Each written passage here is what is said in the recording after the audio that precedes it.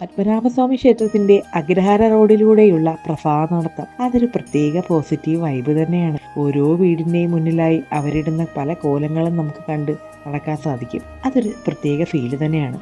നമ്മൾ ഇന്ന് പോകുന്നത് ഈ തെരുവിൽ തന്നെയുള്ള 22 വർഷമായി സ്വന്തമായി സ്വീറ്റ്സ് ഉണ്ടാക്കി വിൽക്കുന്ന ഒരു ഷോപ്പിലേക്കാണ്.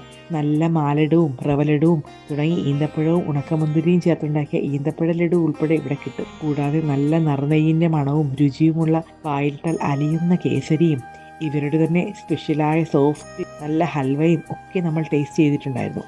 എന്തൊരു രുചിയാണെന്നറിയാമോ. കൂടാതെ നല്ല നെയ്ബോളിയും അതിൻ്റെ കൂടെ കഴിക്കാൻ ഇവരുടെ തന്നെ പാലടയും കടലപ്രഥമനും ഗോതമ്പ് പായസവും ഒക്കെ ഇവിടെ കിട്ടും. പാലടയും കടലയും ഒക്കെ നമുക്ക് രാവിലെ മുതൽ തന്നെ കിട്ടിത്തുടങ്ങും. പക്ഷേ ബാക്കി പായസമൊക്കെ 10 മണി കഴിയും. കൂടാതെ നല്ല എണ്ണയിൽ വറുത്ത മൊരിഞ്ഞ ഉണ്ണിയപ്പവും നമുക്കിവിടെ നിന്ന് കഴിക്കാൻ കിട്ടും. പക്ഷേ നമ്മുടെ ഫേവറേറ്റ് അതൊന്നും ആയിരുന്നില്ല കേട്ടോ. നല്ല കുറുകിയ പാലിൽ പഞ്ചസാരയും നെയ്യും ഏലക്കയും ഒക്കെ ചേർത്ത് വഴറ്റി ഉണ്ടാക്കിയ ഒരു അടിപൊളി ഐറ്റം അതാണ് പാൽഗോവ. സ്വീറ്റ്സ് ലവേഴ്സിനെ സംബന്ധിച്ച് ഇതൊരു മസ്റ്റ് ട്രൈ ഐറ്റം തന്നെയാണ്. ഓരോ സ്പൂണും കഴിക്കുമ്പോൾ കിട്ടുന്ന ആ ഒരു ഫീൽ അതൊരു വേറെ തന്നെയാണ് കേട്ടോ.